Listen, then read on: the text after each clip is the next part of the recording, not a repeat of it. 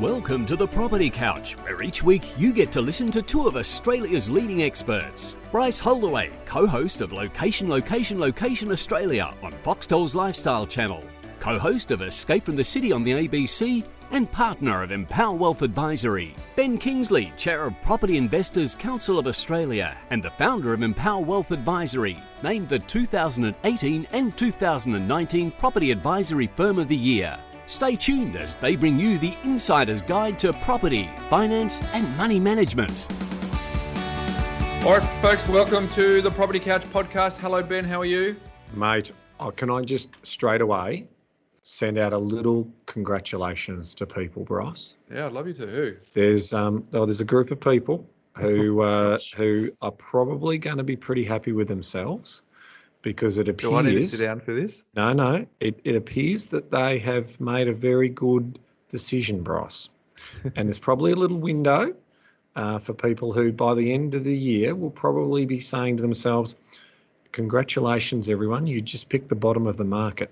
Now, obviously, Melbourne's going to be the outlier, but I suspect with property prices growing in Brisbane, in Adelaide, in Perth, and certainly Sydney, right on the cusp of it, and Canberra growing, that these people had the wisdom to act calm and take an advantage of an opportunity, and they may be judged, Bryce, as picking the bottom of the market. Now, we always say, Bryce, that it's about when you can afford to get in, you should get in. Yeah.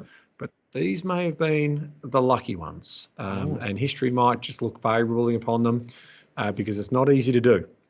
So a little shout out and a little congratulations to those to start off today's little episode. Well, very good. I prejudged you. I thought it was going to be some rhetoric around the black and white then. Oh, so no. We're on Mission Impossible. That wasn't Mission Impossible this weekend, mate. We know we're going over into the West Australia, mate. Yeah, that's it, to play probably really, to be honest with you, on paper, the best football team. They should have finished top four, but they didn't. But the beginning of their season sucked, but that's why they're out of the four. Hey, Ben, are you sure what you said before? Are you sure, mate? Because I only have to go back to March and April, and I've got a clipping. I've got newspaper clippings. Ben, I know the world was caving in, Bryce. Where the property market was going to drop 30 to 40%. So look, it's not. I mean, very general comments here, Bryce, but I suspect that even into the new year, looking at the demand levels, the pent-up demand levels, and yes, there was a definite restriction in supply.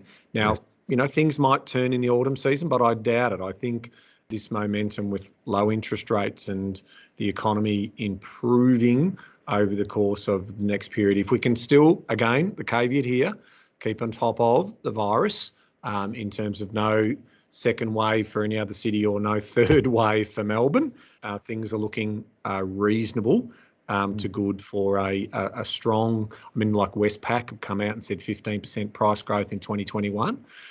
So that's double digits. Now, again, it's all generalisation, and so there's markets within markets, but on the whole, I think sentiment for property in terms of whether it's a good time to buy is probably going to improve into the new year as we anticipated it would. Good news story, Ben. But and remember what we said well and truly on the first podcast that we referred to when we were talking about this health challenge, Ben, was that the 2020s is the decade to build a property portfolio. Yeah, there's no doubt that there will be an opportunity. We're still, we're not out of the full woods. We need to see immigration come back. We need to see a few other things happening. There still will be challenges from a rental in some areas. So again, it's not a carte blanche, but I suspect as we see the economy improving, the rising tide will lift all ships. The wealth effect will have a positive impact on the economy for people spending, and that's more broadly good news for the economic situation that we will find ourselves in 2022, 2023. So, but I just thought, I just want to recognise those people who have seen the opportunity, and there's still some who are going to buy by the end of the year and into the new year, and I think those people will be pleased. I think on the whole, pleased that they do that over, when they look back in a couple of years from now. Very true, Ben. So it's the 1st of October today, Ben, and it is typically the point where sports-loving fans all across the country have this little window of nothing happening because the AFL Grand Finals just happened. Yeah, And true. the horse racing season hasn't really kicked off yet, and the cricket hasn't started. But It's normally Mount Panorama, don't we turn to that for that sort of one weekend of motor car racing and so forth? So yes, interesting. But the finals kick off tonight, so we'll have more to say about that next week, Ben. But the NRL and the AFL finals will be well and truly into the full swing when we catch up again next week. So let's talk about that more next week. You've got this, boys. I know it's Mission Impossible. Just remember, I'm possible. That's what it stands for. I'm possible. I just want to confirm that you and I have really started to roll up our sleeves and get really into the content around our webinar, Ben. Yep. And it's really for folks who want to know how to build a property portfolio. We're actually going to spend some time doing that. We're going to do a live case study on how we build it. Yep. We're going to show you some properties. So if you are receiving an email from us each and every week, we send you out an email that tells you what's going to be in each and every one of those episodes. You will know. If you're not receiving that, please go to thepropertycouch.com.au, download the book from that page. On the homepage, you can't miss it. It's the first thing you see, so that we got your email address, so that we will notify you when that is upcoming. Or go to our Facebook page and like us there, because we will let you know about it there as well. So it's exciting. First one for the year, you and I. Last year we did about 3 or 4 of these, Ben, which was the intro to how to build a property portfolio. Have not done it in 2020. So this will be the first time. So make sure you're registered for that. It's upcoming. Hey, my Mindset Minute theme today is, of course, the continuation of how to win friends and influence people. I've now pivoted to part 3, and part 3 is all about how to win people to your way of thinking, which is a pretty good thing. So chapter 10 says you can't win an argument. And some of the things that I've pulled out of this chapter are pretty cool. But again, the stories around it are great. But listen to some of this stuff. And you be the judge, Ben, to let me know if you can win an argument or not once you've heard all of this. But the first thing is, I've come to the conclusion that there is only one way under high heaven to get the best of an argument, and that is to do what? Don't argue. Oh, you're a genius. You're an oracle. Avoid it. Avoid an argument. Avoid it as you would avoid rattlesnakes and earthquakes. 9 times out of 10, an argument ends with each of the contestants more firmly convinced than ever that they are absolutely right. Sunk cost bias. You just get the heels dug in. You can't win an argument. You can't, because if you lose it, you lose it. And if you win it, you lose it. Why? Well, suppose you triumph over the other man and shoot his argument full of holes and prove compos mentis. Then what? You will feel fine. But what about him? You have made him feel inferior. You have hurt his pride. He will resent your triumph. And a man convinced against his will is of the same opinion still, or my version is, a man convinced against his will remains unconvinced still, Ben. So if you argue and rankle and contradict, you may achieve a victory sometimes, but it will be an empty victory, because you will never get your opponent's goodwill. So figure it out for yourself. Which would you rather have? An academic, theatrical victory, or a person's goodwill? Because you can seldom have both. The Boston Transcript once printed this bit of significant doggerel. Here lies the body of William J., who died maintaining his right of way. He was right, dead right, as he sped along, but he's just as dead as if he were wrong. Principle number 10. The only way to get the best of an argument is to avoid it. So, folks, bit of wisdom there. Bit of wisdom there, Bryce. Bit of wisdom there. So don't argue, Ben. So that's pretty much, I don't want to go there, Ben, but it's pretty much what West Coast will be doing to Collingwood tonight. Don't argue. Hand in the face. They're giving us the big don't argue on Saturday night, you reckon? Okay, fair enough. So there you go. Hey, Q&A day, got some speak pipes. We've got some really great questions lined up today. I can't wait to tackle them. Here's the first one from Amanda Coslet. Let's have a listen to what her question is. Hey, Bryce and Ben. Thanks very much for your wonderful podcast. This is Amanda here. Just a question for you. I've been listening to your podcast now for well over a year, and I'm curious, with the pandemic that's going on at the moment, what would you name as your top 3 suburbs across the nation that are doing really well? We're looking at getting an investment, and would like to know where we should be looking. Thanks. Ben, the age-old question: hotspots. Where are the top Hotspots. 3 hotspots? Can I do a blatant plug, Bryce? Because it's all in the data. So we've got research platform tools that we can use, that we provide very cost effectively for people to transform their lives.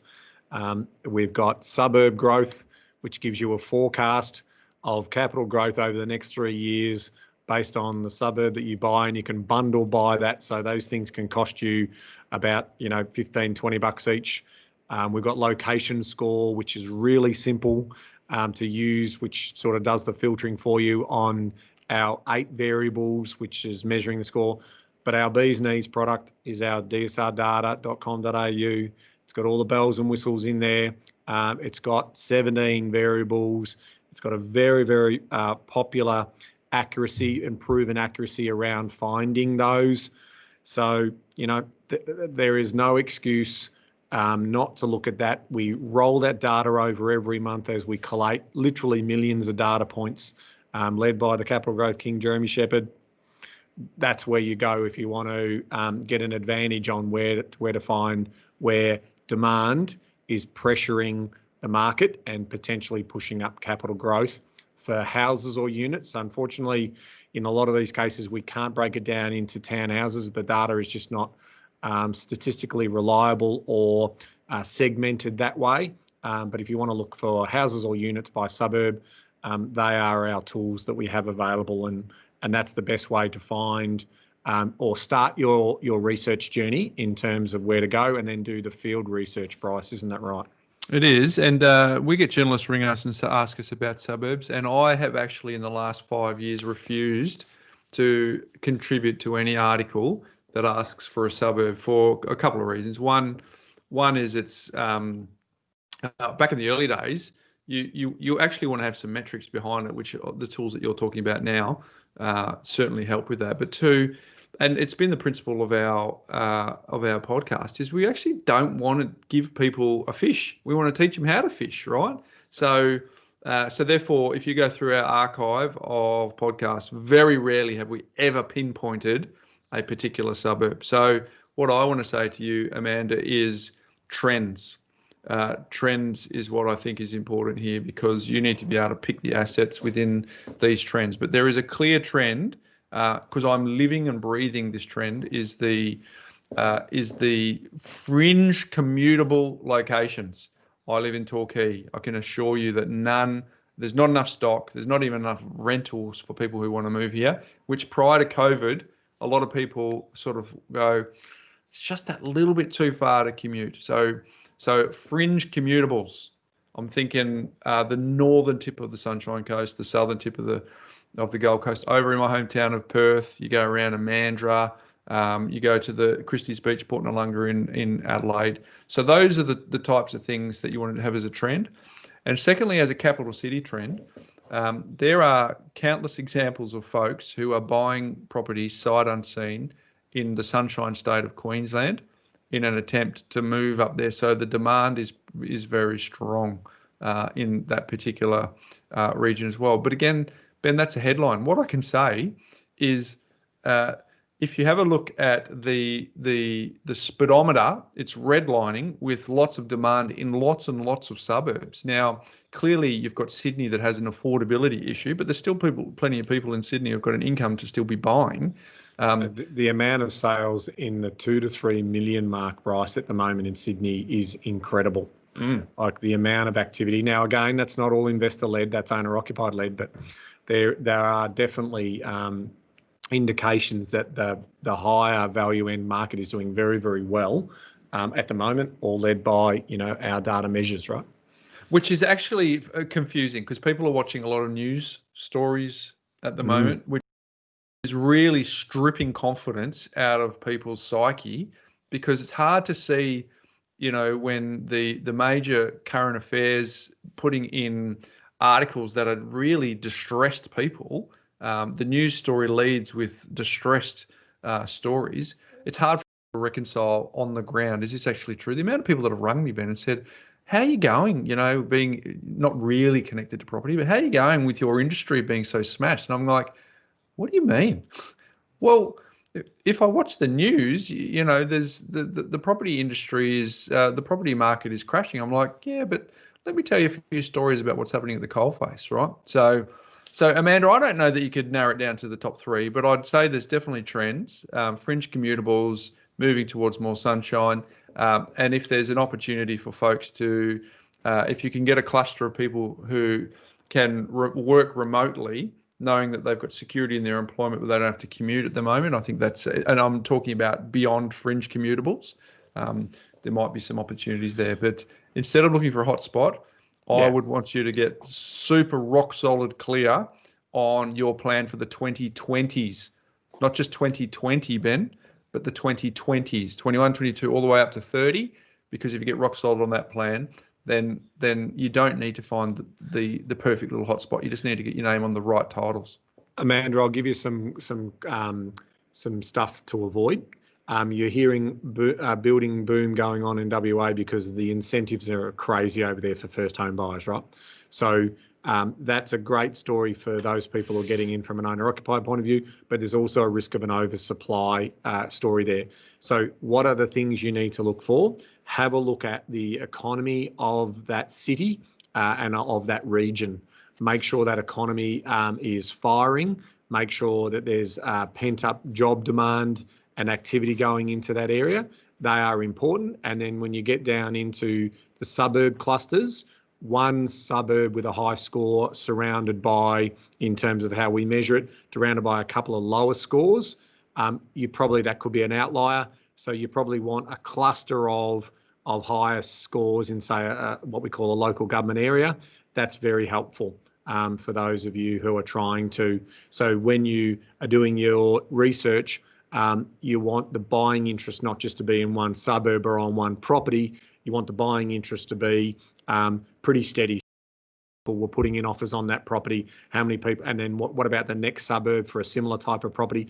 If you can get that intelligence at the coalface from the agents, because when you do go shopping for a property, you could be over patient in waiting for that one property on that one street, and that's not normally how things work. Once you make a decision you want to buy a house, you'll normally have 3 or 4 suburbs that you do look in. You'll have your no-go zones, and I'm talking about owner-occupier, not necessarily investor, but remember, it's owner-occupiers who ultimately set the long-term value of property when they see it as an asset class, as opposed to seeing it as an essential service of shelter. So that's important to get the wheels of research moving in the right direction when you are researching those locations, Amanda.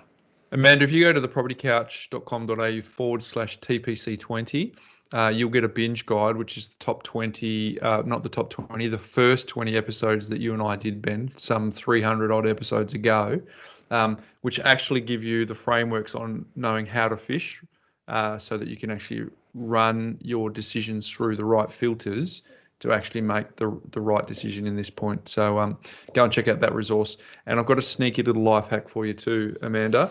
If Ben mentioned before locationscore.com.au, if you actually go to locationscore.com.au and you plug in a suburb on the homepage, you'll get that suburb for free. You'll actually see the location score for free.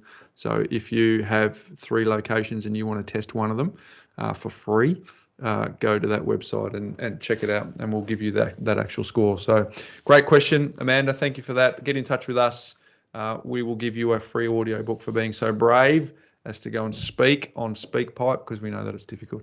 The next one is from Trav, Ben. Let's go and have a little listen to that question right now. Hi, gents. Just a quick one. I haven't yet mustered up the courage to do any investment in property. I'm looking to do my first one, hopefully within the next 6 months, and just want to get your views on the current environment here in Victoria and if you think it's a good time to invest in Victoria. The area that I'm looking at is Chelsea, down by the beach there, close to train line, 3-bedroom townhouse, 1 bathroom, own title, nobody corporate, in a secure parking area. I tick all those boxes that you guys talk about. I have low debt, zero debt effectively. I own my own property. I'm in a secure government-style job around the 120K mark, and regular pay rises, and I'm quite a good money manager. Yet to do the last little part of my structure, and that is obviously getting in touch with a good, savvy mortgage broker rather, who's savvy around investments. So just your thoughts on that, and let me know. Keep up the good work, and hope to hear from you soon. Bye. Question from Trav. There's a few parts in that, Ben. There is, Victoria / then into the greater Melbourne metro region. We know that 5 million residents or people live in that area, potentially moving towards that 8 million by that sort of 2050 range. That's significant growth that we're going to see in that particular area. Chelsea as a location got a good mix of train and accessibility into the city. The biggest challenge there is the eastern. Once you hit that, it can be a bit of a car park during certain periods of time, but also water access is really, really good down to the Mornington Peninsula. And it's got a bit of infrastructure in terms of job infrastructure around that sort of Ringwood and job opportunities in there. But he's got a safe job. Now, this is for investment. People living in that area, definitely there's a lot of lifestyle drivers down in that particular location. So, I mean, it sounds like he's doing the right amount of work. I would want to know what the demand supply score is down there to see whether he's timing the market well. And I'd be looking at that in regards to the demand supply scores. But more broadly, well done. Good money management, owns his property outright, secure job. It's now time to make his money work harder for him, Bryce. Yeah, a couple of things there. Investment savvy mortgage broker. That's a good start. Ben, I'm a late comer to the Game of Thrones. I know you've been through the whole season, so I'm up to season 5. So I've still got a few seasons to go. But sort of prompted me to think the Game of Thrones, really property investing is the game of loans, because you've got to make sure that you can set the finance up correctly so that you can buy multiple properties. So I think that Trav at the end there said, I haven't yet to do the last little part of my structure, was what he said. And that's to go and talk to an investment savvy mortgage broker. I think that is a really, really important part, because then you have some real clarity around what you can purchase. And just for clarity, Ben, our business is an investment savvy mortgage broker. We haven't really said that very often, but I've had quite a few people reach out to me saying, on socials or whatever, saying, do you know any investment savvy mortgage brokers that you can refer me to? Yeah. We service all over Australia and also our great expat community.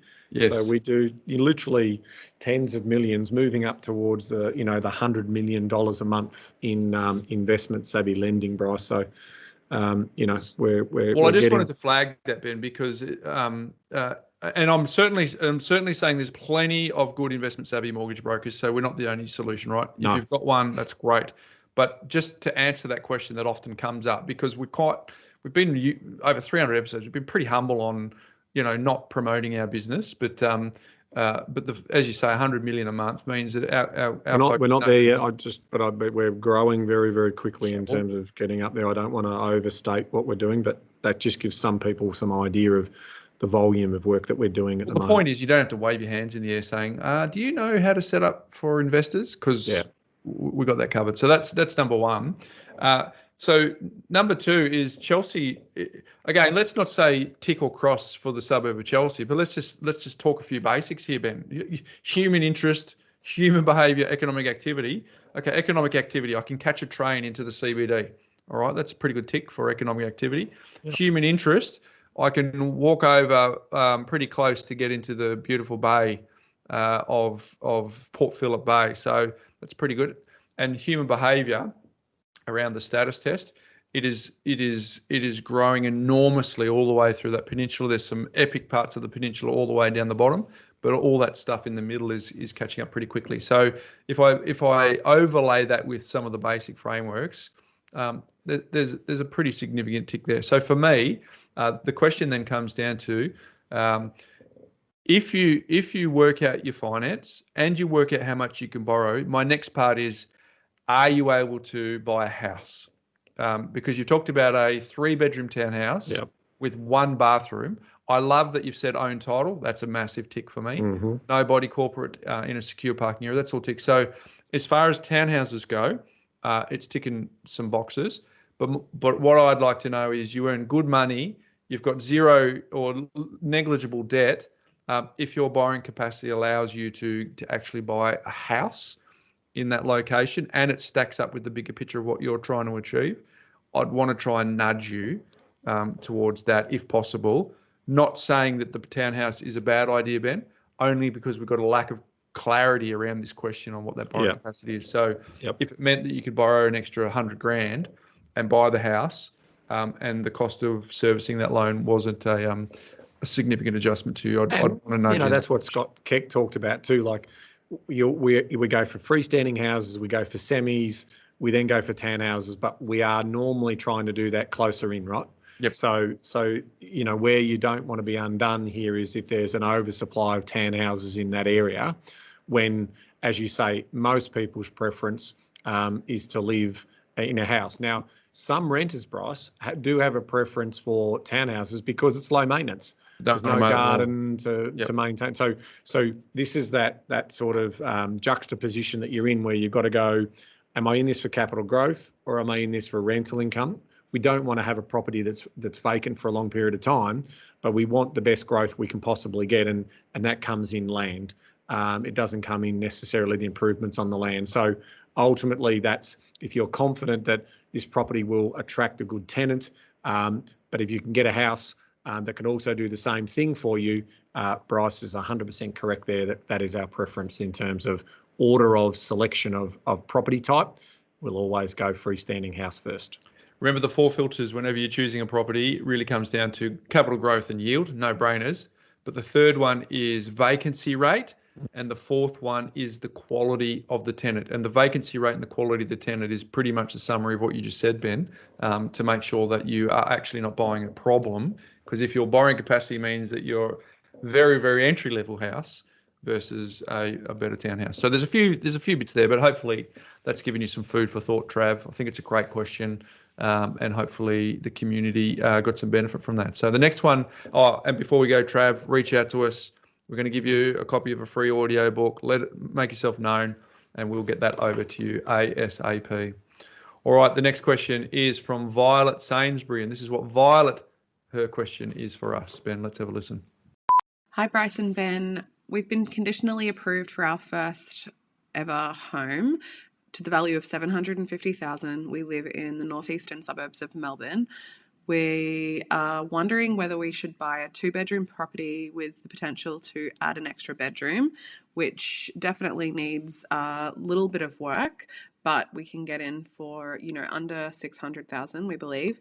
Or if we should max our budget right up to the $750,000 and get a house that needs very little work and already has 3 bedrooms, which would be the best option here? Best option there, Ben. Best return on investment, Bryce. Well, again, we don't know the true context, so we have to make some assumptions here. In terms of the first question I would want to know is what's the land area in which that 2-bedder is located on, because I want to get a sense of land to asset ratio. That's the first thing. Turning apple into apple pie, as you refer to it, Bryce. We are talking about if you could put an extension on or make that a 3-bedder, and you do that with maybe your own hands and your own skill sets, that could potentially add some further value where you get a better return and you can potentially harvest equity that way, as opposed to busy lives, all done, want to get into the home and do a set and forget and buy well in the right street, again with a good land content. that's the decision you've got to make there, Violet. And that's the easiest way to do it, right? So the easiest way to do is use a decision weighted matrix tool where you write down all of the things that are important to you and you give them a weighting, and then you answer all these questions, and the one with the highest score will probably determine which property you're going to buy in terms of that interest. But if it was a pure decision based on a monetary return, you've probably got more upside in adding value.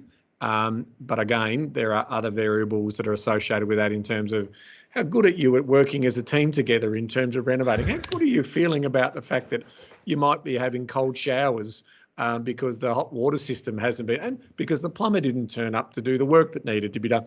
All of those little things that you don't factor in when you're doing a renovation that can put strain on the relationship, but ultimately give you a better financial return is what you may want to also put in the mix. They survive on the block, Ben. Surely this couple can survive that as well. But hey, a couple of things. You made a few points there, right? That it's a little bit light on context for us, like clearly, because we'll make a bunch of assumptions. But one of the things that I observe with first home buyers is a little mistake, and I'm not suggesting that it is a mistake here for Violet, but I'm just saying for the broader group, if anyone's a first home buyer, is she said that they've been conditionally approved to the value of 750, but then they think they can get it for 600, right?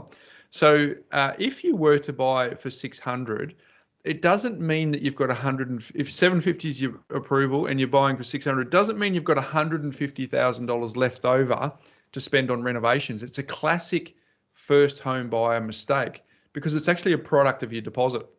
So the bank just doesn't say, oh, you've only spent 600, therefore there's 150 left over. Knock yourself out, go and build another bedroom, go down to Bunnings, get all the materials. Even you and your partner might be handy. So that's the first thing that I want to make crystal clear here, Ben.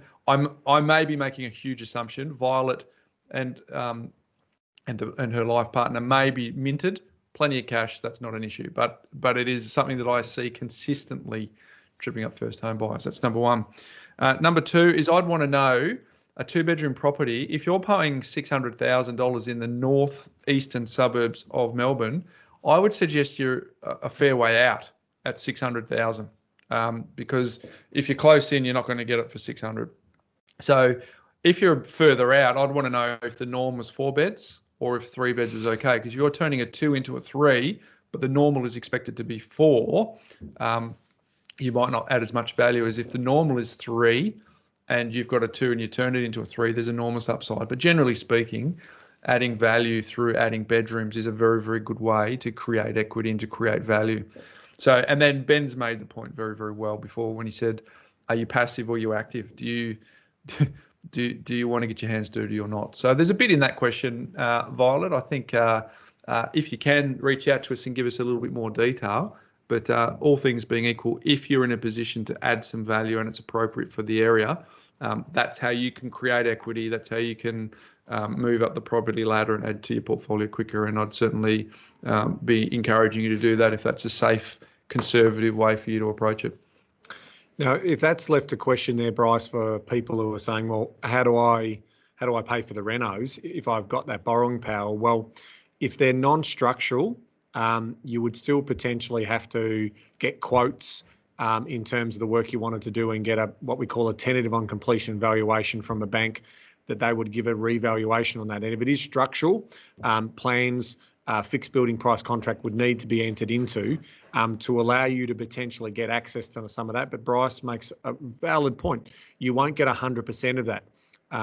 Remembering that, if a bank lends, say, 80% without mortgage insurance, you might have to stump up 20% of that in cash and the other 80% in borrowings. But you've got to go through that process of getting the fixed building price contract from a licensed builder, sign that, get that valued, and then ultimately stop up the cash to that 80%. Or if you want to pay some mortgage insurance, that it might tip you over the line. So some excellent advice there, Bryce. And that's why we always say to people too, if you are looking to renovate a property, and you're minted, as you referred to, you might only, I've got so much cash, we'll only do a 60% LVR, right? I'd always say get the 80%, whack the 20% in the offset, and there's and adjust for it when you do that next bit of the renovation. So because you're paying the same anyway, and I think that's a better way to go, to know that you can release the equity or do that later on. Now, some people might want to be conservative in that respect, but I'm about liquidity is king, and you're in control, and then potentially you can, if you want to be owner builder and do that type of work, you'll have that cash as spare where you don't have to go through that program with the bank to get those forms and permits and get that extra valuation done if you keep that cash in reserve. Violet, hopefully that's helped you. A few layers there. We want to thank you for giving that question. Reach out to us. We'll send you a copy of our audio book for free for being brave to come on as well. Hey, next one is from Tom Castles, and this is Tom's question. Let's have a little listen now. Hi, Bryce and Ben. I'd just like to ask a question regarding timing on principal and interest payments on an investment property. We currently have 4 investment properties, which are all interest-only payments. We still plan to purchase another 1 or 2 properties in the future. We've recently just refinanced 4 of our investment properties to take that to maximum borrowing and withdrew the equity to purchase our primary place of residence. That primary place of residence has an offset account that all our wages and our rental income goes into. I'd just like to know, at what time does the investment properties turn from interest only to principal and interest repayments? Thank you. Doing quite a few things right there, Ben, in terms of making sure that there's an offset account against that principal place of residence. But this is we'll draw on your experience as a mortgage broker here, because it's essentially a how long can I get P&I versus interest only on investments. Yeah, and Tom also mentioned that it sounds like he's taken all of those potentially to the one bank. So he's probably got a 5-year interest only period across those. So the timing of the rollout of those interest onlys to P&I will be set by that lender. So there may be, as Tom gets more sophisticated in his strategy because he wants to buy a couple more, whereby you may start to diversify your lending across a couple of banks as opposed to being, just with the one lender. And that could potentially allow you, Tom, to continue to kick the can down the road to stay interest only on those investment properties for as long as you can. Now, if we think big picture here, where, congratulations on, owner occupier purchase, offset, sounds like you're structured nicely. You might be P&I on the owner occupier as well, or interest only. So all rent going in there is exactly the right way to do it. But this is where we talk about, the lending side being a game of chess, and forward planning is important. And if you've got those 5 years where they're all interest only for the time being, you might not be worried for the next 2 or 3 years, but coming into the last couple of years of those interest only periods, that's when you want to be sitting down with your investment savvy mortgage broker around the views on how is lending policy at that time. Is there, is there really strong restrictions from APRA, or are they loosening off? Because the risk that you run there, Tom, is that if they all have to switch over to P&I on a 25-year loan term, as the remaining term of the overall 30-year term that you secured, that's going to be a big cash flow hit for you. And the last thing we want to see is you being forced to sell one of those properties. And that's why liquidity is absolutely critical, and why you could argue, and again, I think this is only for the more sophisticated people, and 4 properties is moving Tom into that particular space. This is where interest only on the principal place of residence can sometimes be a good thing, because what that does is it buys you that liquidity that's parked in your offset. So I may be only talking to 5% of the audience and community here in terms of how sophisticated I'm getting in terms of understanding, what you need to do as you get that sophistication built up. But that's why we've always advocated for that interest only for that more sophisticated person. The price differential between P&I and interest only on PPORs the vast majority should be probably looking at principal and interest. But as you get more sophisticated, these are the types of considerations you have because of, that timing where you get to this situation where you have potentially a lot switching over. So you want to be maybe picking a couple of those out and looking to refinance those to new institutions where you can kick the can down the road a little bit more on interest only until we get the owner-occupied debt paid off, and then we can start to tackle the debts that we have against the investment properties. Bryce. Mate, what a little mini Tom! You got a mini masterclass there on lending. If you, I would recommend everyone go back and circle back and listen to some of those key concepts, because that is investment savvy lending 202 right there. So well worth re-listening to. Hey Tom, great question. Hopefully that helps everyone in the community, and I think that will have enormous benefit to everyone as well. So Tom, we're going to send you a copy of the free audio book as well. The next one is from Shashank. Let's have a little listen to what her question is. Hi, Ben and Bryce. My name is Shashank Pandey. I'm based in Adelaide. I've been a regular listener of your podcast and would like to thank you for the amazing knowledge share and experience share that you do for the wider community. My question relates to auctions, and the question is about the feasibility of an auction from a seller's perspective in getting the best price for the seller, because it's predicated on the reserve price for the seller, which is the lowest price that the seller would sell the property for, and not on finding the highest bidder for the property. So I just wanted to get your views on, whether an auction is the best forum for a seller to get or to sell their house. Thanks. Bye. Shashank, good question. You're in Adelaide, so not an auction-centric location, but from the seller's point of view, what I always find interesting about auctions, Ben, is buyers hate auctions, but so do sellers. Generally speaking, you only have to watch some of the auction-ready shows to see how much anxiety and stress and neurotic sort of behaviours that go on just because there's an auction going on outside. But the real estate agent actually loves it. So the question as to whether it's the best price to sell your property for, you're going to hate this, but it depends, right? It absolutely depends, because sure, they've got a reserve price, but if you've got a really skilled real estate agent who knows how to get two people duking it out at the front, because what an auction is a public speaking environment, and it's also a public display of wealth. It's a competition, and in a competitive scenario, the amount of times people have paid more than they should have. The amount of times you've heard someone tell a story of they went down to the shops to buy a loaf of bread at a newspaper and came back walking past an auction and they bought a property. I know it's not the common thing, but I know that it's actually happened, right? So an auction in the right conditions is actually a good outcome for the vendor, because a good real estate agent will be immune to the emotion. They will actually have experienced it so often that all of that ice running through your veins is normalized for them.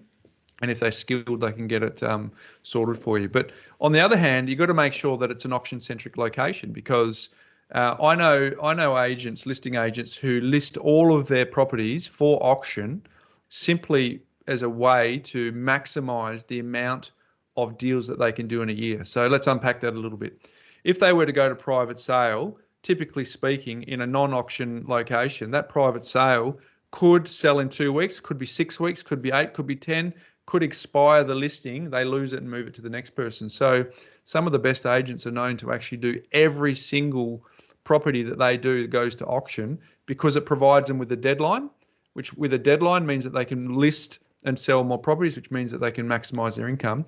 And a very high percentage of those auction listings never actually make it to auction, because what it does is it provides scarcity, and it provides the fear of missing out and all these mental triggers that we've actually done a whole episode on prior, to make sure that because a good real estate agent's job is to get 2 or more people duking it out on the street or competing for the property, because then all of a sudden they can start to get the price as high as they possibly can. I mean, how many times have you ever gone to buy something and then you think, oh, it's been on the market for a little bit, and you dilly-dally, and then all of a sudden someone else is interested. Oh my goodness, backs up, got to get it, competitive. So your question is the auction the best for the seller to sell a house? I would say, as a general answer, in an auction-centric location with a auction-savvy real estate agent, I would say yes. I would absolutely say yes. But if I notice here in Adelaide, which is getting more and more auctions, I also know that it's not the norm in Adelaide. So we've got to work out if in your suburb it's the norm or not, whether a private treaty is the norm. Because remember, when people are not only selling through auction, if it's not normal to buy through auction, the buyers are a bit tentative. And if they're used to making it subject to finance or subject to some form of condition, they might go up to the agent and say, well, I'm not prepared to buy under auction conditions, but I am prepared to buy under non-auction conditions. So there's a lot of variables there, Ben. So, but generally speaking, my answer is yes, generally speaking. Come on, Bryce, I need an offer from you. What is it going to be? We've got to make them. You're not going to lose this for $500, are you, Bryce? You're not going to lose this for $500. You've got a property sitting here, beautiful, here ready to, I can see you and the kids living in this street. That is the competitive tension that an auction is trying to do. He's trying to get you to make a quick decision in an environment that has competitive tension on it.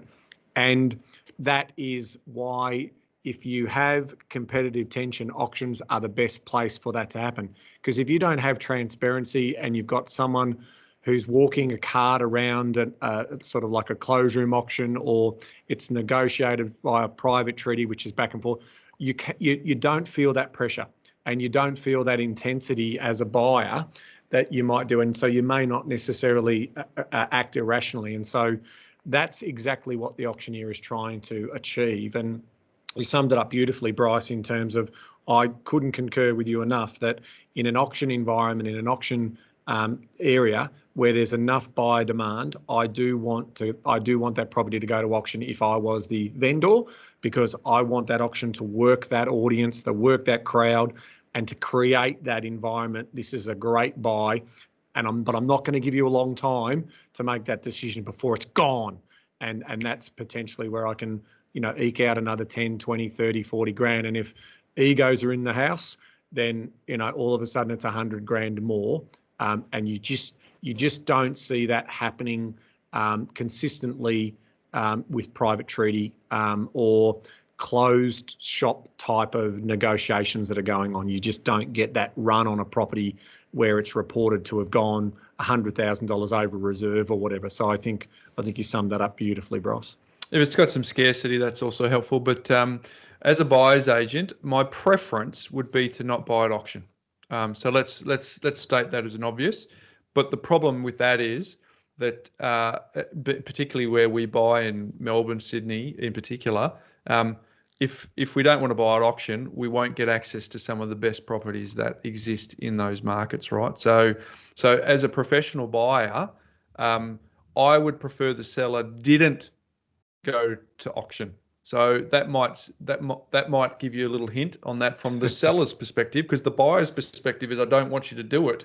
So from the seller's perspective, if you've got a really good asset in an auction-centric place. So again, my preference is to not buy at auction, but I've been to scores and scores and scores of auctions. I've bid at scores and scores and scores of auctions because I want the very best properties. And typically speaking, if they're good and they're scarce and they're in demand, the agent would be mad not to send it to auction. Now, Bryce has just given you some gold there, community. Like, go and listen to that again, because what Bryce is telling you is, as a professional buyer, he doesn't necessarily agree that transparency is important.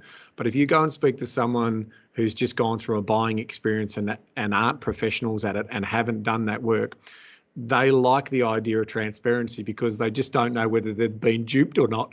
But obviously, as someone who spends their professional career buying properties, you can see that Bryce can be in control of that negotiation, and a great buyer's agent will be able to do that, whereas they can't control egos out in, so that's a nice little insight there, Bryce, in terms of what you're sharing.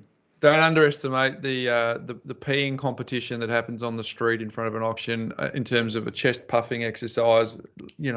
How much I've got compared to how much you've got. That, as a seller, that's what you want to bank the cash, right? So which is why me and my team of professional buyers, our goal is to bid with tactics that allow us to take steam out of a out of an auction, not to encourage it.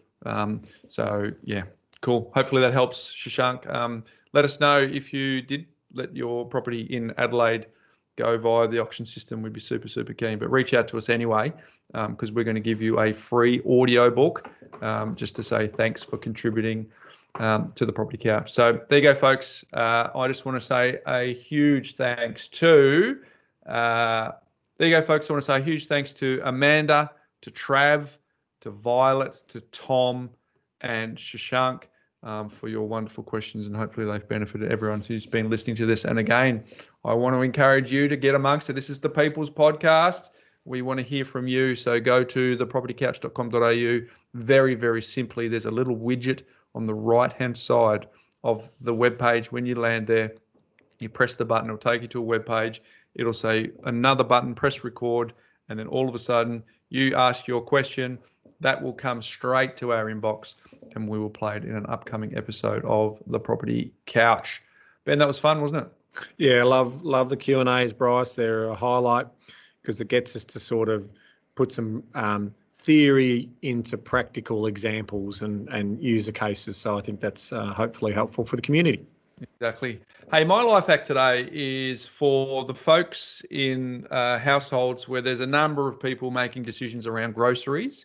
So a little system that I've set up with my wife, Andrea, is sometimes I'll duck up to the shops and sort of look at her and say, is there anything you need? And I'm putting that person on the spot. And in the back of Andrea's mind, she's going, yeah, there's a few thousand things I probably need, but I can't remember as you put me under pressure. Or alternatively, she's online, because we get a lot of stuff delivered. Ben, we're outsourcers in the grocery department to make sure it lands at the doorstep. So she's about to push checkout on the button, and she goes, "Oh, Bryce, is there anything that you need?" And I'm like, "Yes, but again, under pressure, I cannot think of a single thing that I need right now." So we've set up a system on WhatsApp, and we've created a group between her and I that is simply called Groceries. So whenever I run out of shavers and I think about it, I put it on there. Whenever she runs out of something, we just put it to this group. And then whoever's either ducking off to the shops or whoever's putting the online order, all they need to do, Ben, is go to this one central spot with all of the 1%ers that have happened throughout the week or prior to that shop to allow us to remember. So that's a little hack, little household hack that we have to help us not go to the place where you project that you've remembered. Hey, next time you're at the shops, can you remember to get X, Y, and Z? All of a sudden you feel good because you've scratched the itch, but the person who's received it thinks, gee whiz, I hope my memory doesn't fail me. Otherwise I'll forget what it is. So check it out, Ben. I don't know if you've got anything similar or anything that you do, but for anyone who's sharing household agendas, there's hopefully a little hack for you. What's making property news for you? Bryce, what's making property news? So a couple of stories that have sort of surfaced, again reinforcing the concept of pent-up demand. There was a story in the Fin Review recently from Neela Sweeney talking about the residential market resilient, especially in the high end. So, coming back to what we were talking before, in that sort of high-end sales are quite strong at the moment in the open market that is Sydney. And we're seeing, I'm trying to buy a property up in Queensland, in Brisbane at the moment. And I was talking to Nicole, one of our buyers agents, and she, a property that was just bought in New Farm for land value of $3 million, which, there's not much of a property. They're going to knock it over in 6 months' time. So, $3 million for land value, even in New Farm, is showing that there's some real strength in that higher end market. And so there was a summit, the Australian Financial Review Property Summit, a couple of weeks ago in Sydney, and the sort of big wigs of the industry who pretty much build the majority of our stock were talking about that certainly a lot of interest in that top end market, and also a lot of strong interest in the first home buyer space, as well as people take advantage of the incentives that are available for first home buyers at the moment. And a little fun one, Bryce. Yeah. Balmain, there's a property that's just recently listed, I should say, and it's looking for offers above $11 million, Bryce. It's in Balmain, so it should break the record for the suburb. It's a waterfront property on 1,800 square metres, which is 10 times the size of the average Balmain house block, Bryce. And guess what? The owner of that property back in 1960. What do you think they paid for it, Bryce? Back in 1960, what did they pay? It's going to be selling for over $11 million. What did they pay? 1960. What are we under 100? Well, back in the day, we weren't even in Australian dollars. We were in pounds still back then. He paid $3,350 to buy that property back in 1960. Well, sorry, pounds, I should say, £3,350. Yeah, it just goes to show that time is the secret sauce. Time is the secret Can sauce. be, can be. So, yeah, that's just a little fun one. So you can check out. Looks, it doesn't look like it's had much done on the outside. It's, as I said, Sydney waterfront property. Balmain it's got a lot of small blocks, right? It's a beautiful little hip sort of inner city area of Sydney. But this one's a monster. Monster. Ronnie, my co-host, she used to live in Balmain. She wasn't on the waterfront, but she was pretty close. But she had one of the largest blocks, non-waterfront blocks in Balmain. Was a really great spot. So Balmain is a super location. Anyone who lives there is very fortunate. And there you go. Hopefully one of our listeners was the $11 million buy, Ben. Who knows? You never know, Bryce. But that's what's making property news this week. Very good. Thanks for sharing that, Ben. So always a pleasure to do Q&A with you, mate. Thanks for bringing your A game. I look forward to chatting with you again next week. But until next week, Ben. Knowledge is empowering, Bryce, but only if you act on it. Well said. See you next week, folks. Hey there, folks. Bryce Holdaway here. Before you go, if you're new to our community and only listen to maybe a handful of episodes, I thoroughly recommend that you go all the way back to episode number 1, where we unpack all of the foundations when it comes to property investing. Now, for those of you that might be a little bit time poor, I've got good news for you.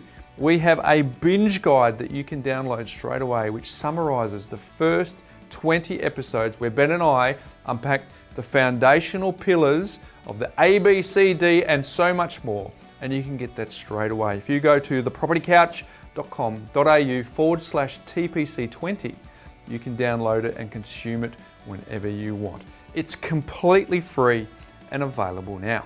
And for those of you, just a quick reminder that nothing we've spoken about today constitutes financial advice. We recommend that you reach out to your licensed professional advisor so that you can look at your unique circumstances before acting on any information. Now don't forget, go to thepropertycouch.com.au/TPC20 and get your binge guide today.